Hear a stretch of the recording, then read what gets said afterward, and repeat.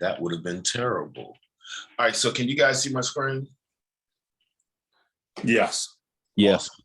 Okay, awesome. So this is your Georgia MLS here. So once you go into Georgia MLS, depending on how you guys have your Georgia MLS set up, you have options to use these widgets right here that you can see to use what you use. So you can always add or take away widgets by clicking on that icon up there and adding any partner services widget or anything. Go ahead and mute your mic, guys. Any widgets or anything that you become used to using on a regular basis, you can always add them. So that way, when you get to your default screen, they're already there for you. So for me, Transaction Desk is a huge one because this is how I write my contract. So we're gonna go into Transaction Desk.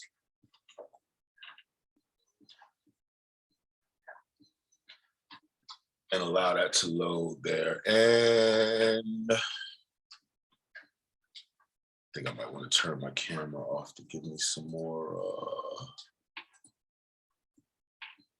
bandwidth. It's okay. All right, so as you can see, Transaction Desk, very simple. It's just a regular basic transaction where all of your docs are housed. If you haven't gone into Transaction Desk, you need to make sure that you do go into Transaction Desk. You need to add your NRDS number, your NERDS number that's provided to you by your board. And in that way, you can go ahead and have access to all of the GAR forms. Because you're realtors and you're part of a board, you do have access to GAR forms. What I do every year in the beginning of the year is I go into my transaction templates. I'm sorry. I go into my, where is it here? Checklist, type management, agreement, service providers, integration, team sharing, transaction, type management, notifications, lead applications. It is transaction templates. All right, so here, as you can see, I already created a buyer template for 2022, but I'm going to do that again for you guys here. I'm just going to show you what we do here. So once you go into your transaction templates, you're going to create a new transaction template. You can do sellers, you can do buyers, you can do renters, you can do commercial, you can do whatever transaction template that you want to do. In that transaction template, I'm just going to create another buyers template for 2022.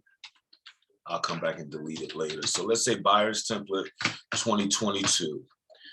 And this is going to be for, as you can see, you get to choose which options, and in that way to make life a lot easier for you. So I'm going to choose residential sale. That's what we're normally going to be doing when we're working with buyers here. Now here you have an option to add a checklist. You have options to add contacts. You're not going to really add any contacts to this because this is a template and you're going to be adding your contacts as you start to create your transaction desk. And they do have training in transaction desk just in case you don't know how to use transaction desk. You have a section for document and folders, and then you have a section for forms. I'm going to actually go to the section for forms. Now, because I've been doing business for a while, I know exactly what forms I'm going to use in a buyer's transaction. So the first thing that I'm always going to use, and you guys can always come back to this video if you need to, the first form you're always going to use is your exclusive buyer's brokerage. And as you can see, as I type the word exclusive, it gives me the exclusive seller's brokerage, non-exclusive seller's brokerage, the exclusive buyer brokerage, which is what I'm looking for, non-exclusive buyer's brokerage. You have your exclusive lease listing, non-exclusive lease listing, and anything else you need. Your exclusive, if you're working with a tenant, you have your tenant brokerage or non-exclusive. If you're a commercial agent, you have your commercial information right here. So whichever template that you're creating, those are the documents that you're going to correlate with those templates there. So like I said, I'm using the exclusive buyer brokerage as an example today. So I'm going to add that. But before I do that, I can just check it right here. It'll stay checked. So the second thing, as like I said, we know that we always, as being an agent that's been around, the second thing that I always know that I need is a contract, which is my purchase and sale, which is F201. So we definitely always need a purchase and sale in order for us to write a contract. So I'm going to check that. The third thing that we always need is financing. So whether it's FHA, as you can see, the FHA F407 loan contingency is here. If it's VA, I can add the VA. There's my VA loan contingency right here. Conventional. There's my conventional loan contingency right here. And sometimes we have USDA. So here's my USDA loan contingency as well. So if you're working outside of the metro area, that's when you're really going to see USDA. Like, you won't see it in Stockbridge, McDonough, Jonesboro, or anywhere. But when you start getting out to Jackson, the other end of Locust Grove, the outside of Covington, you'll see a lot of USDA. And you definitely can use that to arm you as an advantage as well.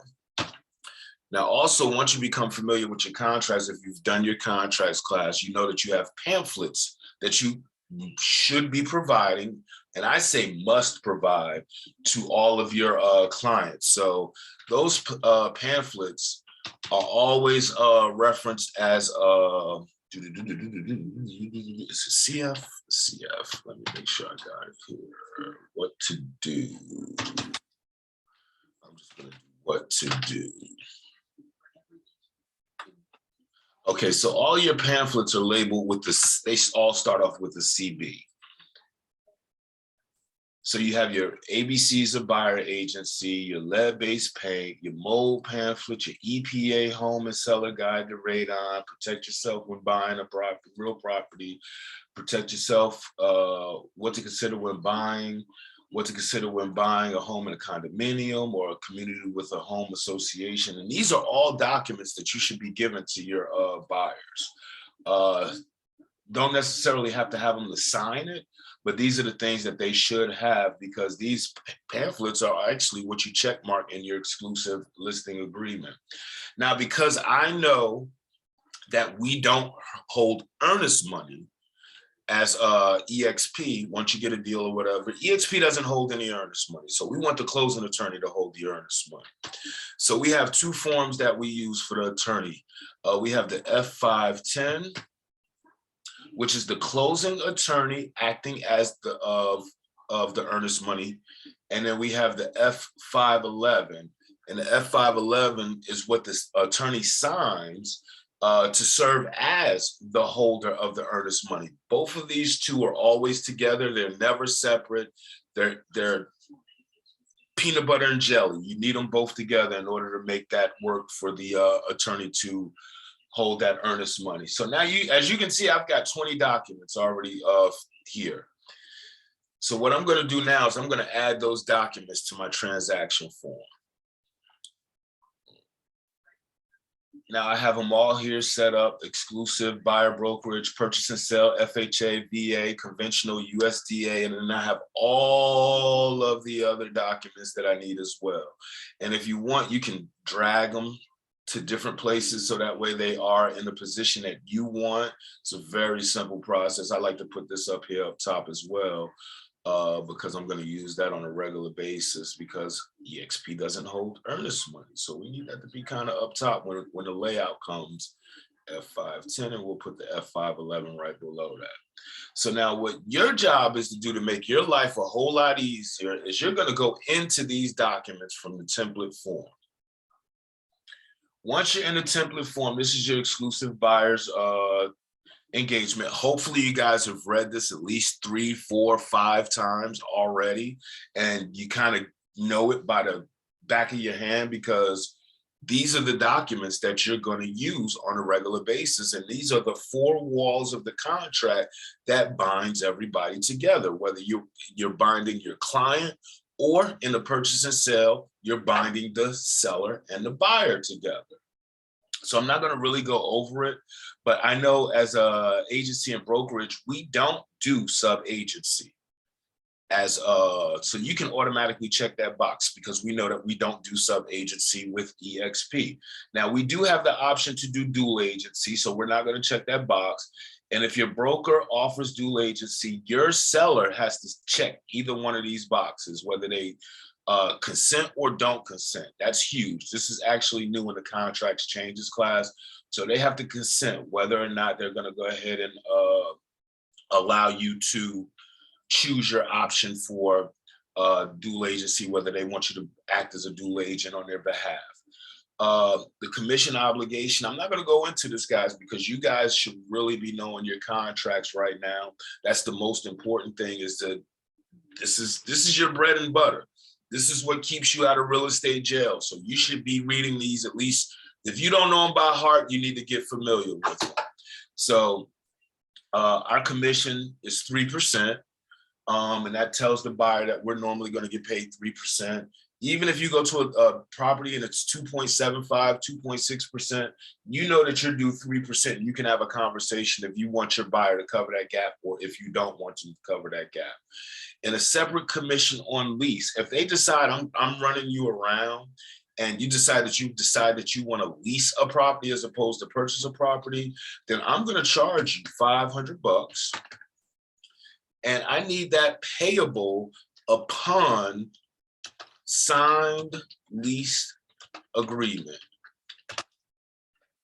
So that's always going to be there on my exclusive buyer's brokerage. Every time I pull it in, I'm going to put my protected period. If I go show you a property and you decide that you don't want me to be your agent, but you still want to buy that property, I need to be protected for 120 days because I want my commission.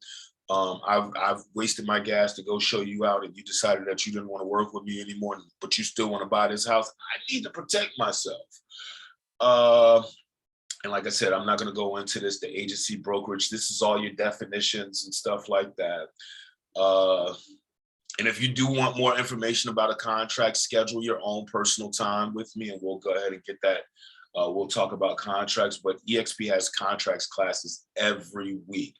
Now, as I was speaking, remember those CB forms? They're all right here. So this should automatically all be checked. You should be sending these to all of your buyers. Sellers also have their own CB forms as well. So you should be sending those on a exclusive listing agreement as well. Now, here's where the rubber meets the road. You're going to leave the top section blank because you're going to have different buyers here. But this is where you want to get your stuff already filled out. EXP Realty, your name, your license phone number, your email address, your whatever your license is, and your board affiliation. So all of that should automatically be filled out. Your MLS office code, your broker's firm license numbers, your broker's phone numbers, your fax numbers, and your broker address. All of that information should be filled out. And in that way, when you leave that, you save and exit. You're going to do the same thing for all of your other forms that you have as well. You're going to make sure that you have your purchase and sale agreement already filled out. And of course, this section 1 always changes. This is the actual property address. So that's always going to change. Section 2 always changes because there's different prices that you're going to look at. Section 3 always changes because, you never know whether they're going to be offering closing costs or not, your buyer. One thing that might not change is the closing attorney that you use. I always use Weissman. So regardless of what they ask for, I always put Weissman as my PC. So I'm going to leave that there. I'll put their phone number in and what have you. And I'm always going to leave that in. Your earnest money is going to change with your buyer, your due diligence, your inspection. But guess what? EXP is always going to be the broker. And I'm always going to be representing the buyer as a client because that's what that exclusive buyer's brokerage agreement is for. And normally I don't have any material relationship. You might have material relationship with someone, but I don't normally have material relationships. It's just set up like that. I just don't have that. So I never have any material relationships. So I'm always going to put none in that situation right there. And if there is any material relationship, you can always come back as you're writing a contract.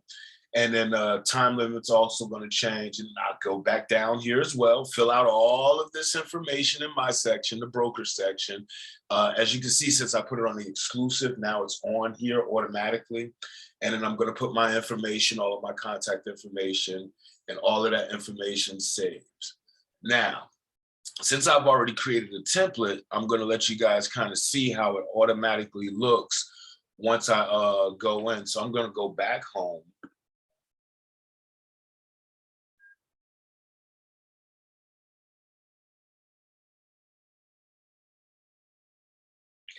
All right, so let's say I'm going to create a transaction. I'm going to create a brand new transaction here.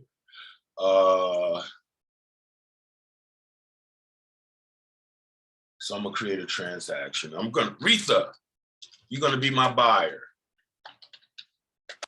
Retha Horton, she's purchasing 123 Main Street. So I'm going to choose that template that I just had. Oh God, which one is it? Buyer's template. I need to erase, before I do that, let me erase that one that I just did because it's going to screw me up here. Template.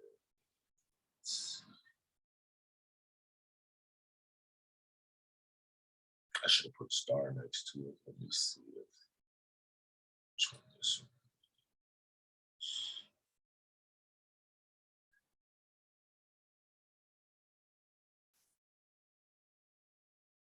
So if it's already filled.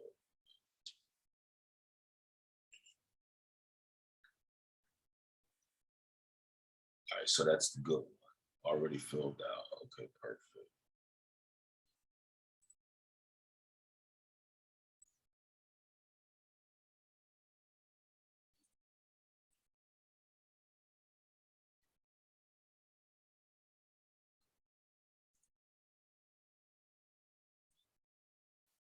So what I'm going to do, I'm just going to delete one of these. I'm going to delete this one right here. That was the one that I just created.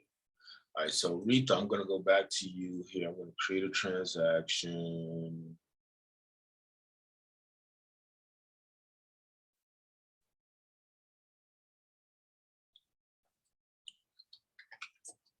So Rita's my buyer. So Rita Horton, she's buying 123 Main Street. It's really awesome. It's a great place. She loves it. And I'm going to choose my template, my buyer template 2022. Now, if I had a MLS number, I would automatically put the MLS number on here and it would actually pull up the information. Let me find something that I was just looking at and we're going to put an MLS number in here so that way you'll see how the information just automatically fills. Actually, I'll put the MLS number of the home that I went to go see last night here.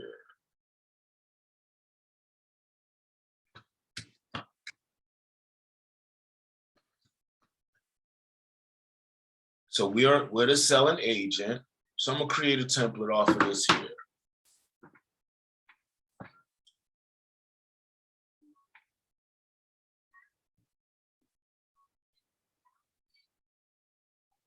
All right, so as you can see, it pulls in all of the information automatically. It's residential, there's the street, there's the name of the street, there's the MLS number, the year it was built. This is all information that you're cross-referencing, tax number, all of that information is already there. So we're gonna go ahead and hit next. And then we've got a list date and we got an offer date. So we're gonna make an offer date. Let's make the offer date, Rita, we're gonna make an offer today.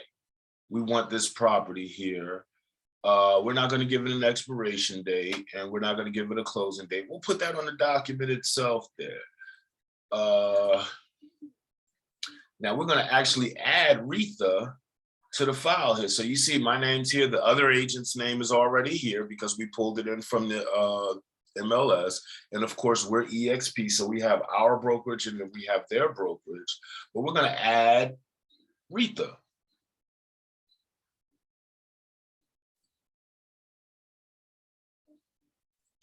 So we got Rita Horton, Rita at Horton, I'm just making it up, .com.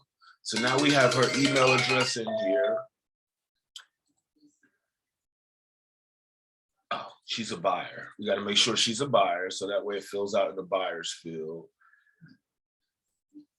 And then we'll go ahead and click next. We've got her added to the file. Now, remember all of those documents that I added? Look at them, they're right here. Now, I know that Retha's going conventional because she's got big money. So I can actually delete the VA.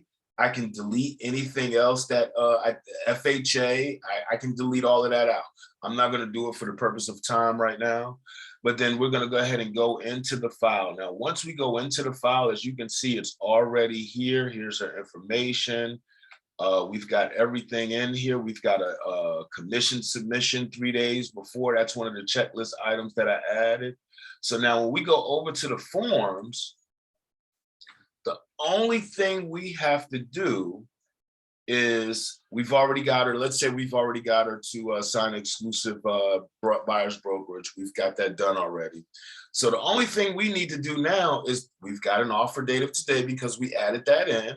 As you can see with the MLS, all of that information is already pre-filled out. We would go in and get the legal description of the property. That's the only thing that we would need to do in that top part.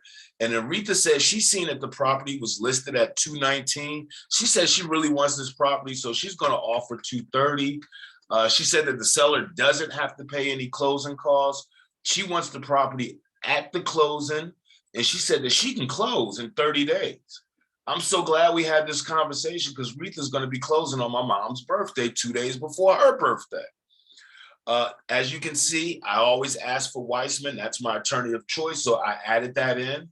Now, depending on which office, whether I'm going McDonough, Peachtree City, or Atlanta, I would put the phone number into the right one.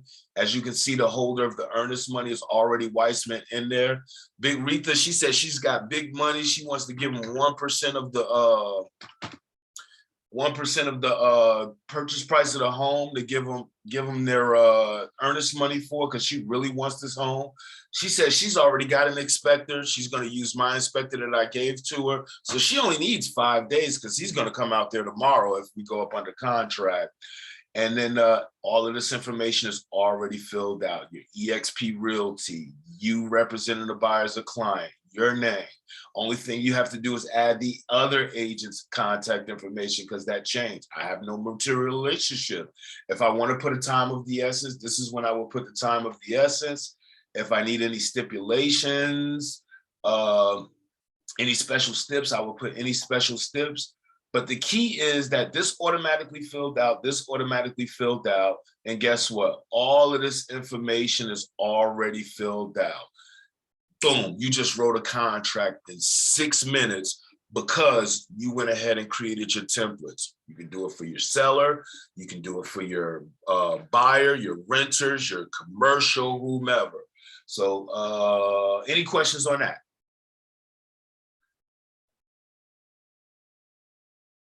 Perfect. Remind docs, same thing. Uh-oh, we're running out of time. I'm gonna go to FMLS.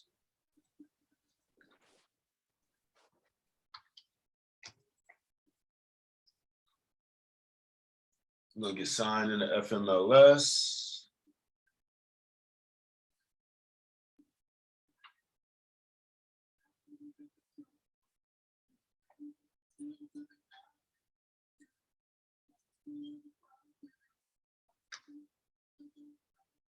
Sometimes FMLS is a little weird.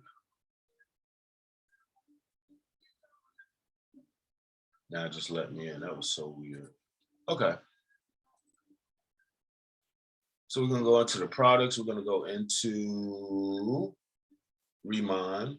Now, keep in mind, if you're in those special counties where FMLS has to be, a lot of times, if you're in the Jonesboro, McDonough, outside of Fulton, DeKalb, Walton, Gwinnett, if you're outside, if you're just focusing on Fayette, Clayton, Henry, Rockdale, Newton, you probably won't use the FMLS at all. Now, for your Remind docs, you can just go over here to Remind. You have a section over here for your Remind docs. It's moving super slow. My bandwidth is,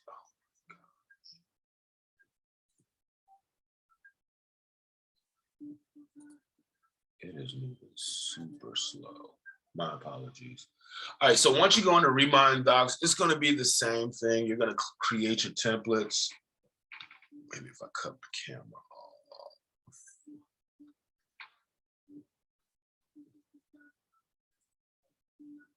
And it's telling you about the 2022. So here you're going to create a package library. As you can see, I had one for last year that was created, my packages or whatever the case may be. And you can do the same thing in your Remind docs. You're going to go ahead and just create a whole nother package. You're going to create a new package. Buyer, we'll do buyer again, 2022. And then we're going to add content to it. So you're going to just add those forms that you need, whether it's the F201, your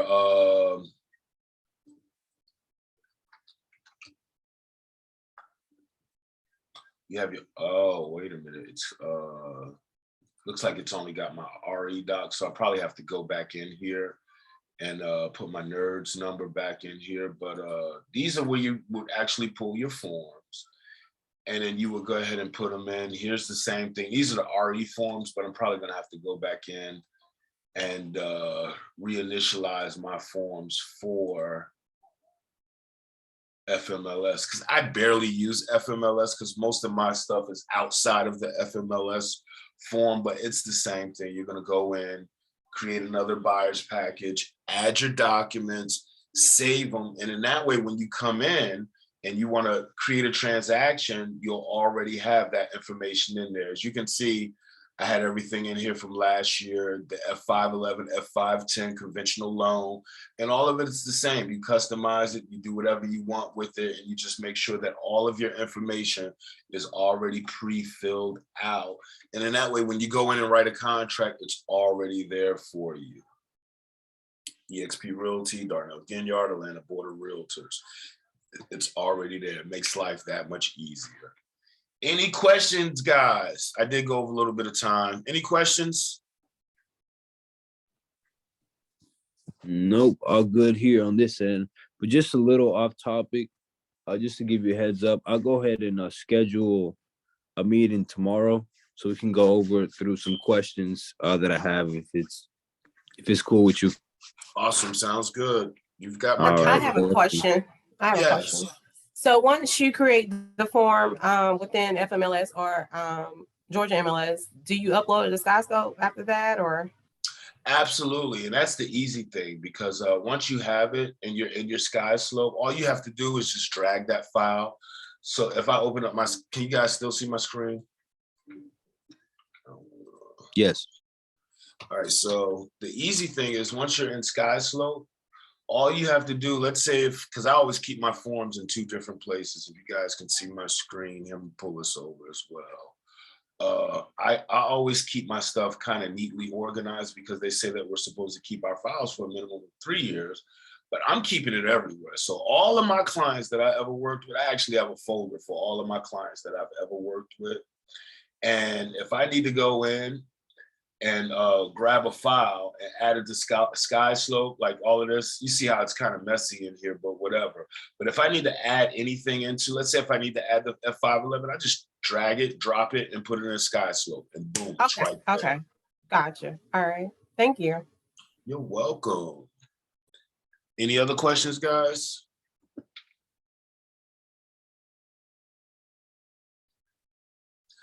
Awesome. So hopefully you guys are going through your contracts, looking at the changes for 2022. There are a lot of changes to the contracts from 21 to 22. A lot more clarity in the contracts from what they were previously. Get familiar with them. You should know them back and forth. Me and Retha was talking about it the other day.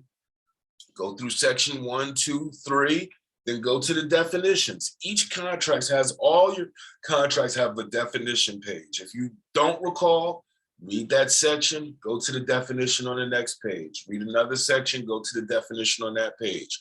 You should be absolutely fluent with your contracts because that is your career. That is what you're based on. And you don't ever want to get fined, and you don't want anybody to ever have to pull your information and be like, look, I don't know what they're going on. Let's look at their contracts. You need to have all your I's dotted and T's crossed. Okay, guys? Sounds good. All right, we're out of here. Have a great rest of your day. I appreciate you guys for showing up, and it's 2022. Let's get it. All right, perfect, man. You have a good one. Thank you. Most definitely.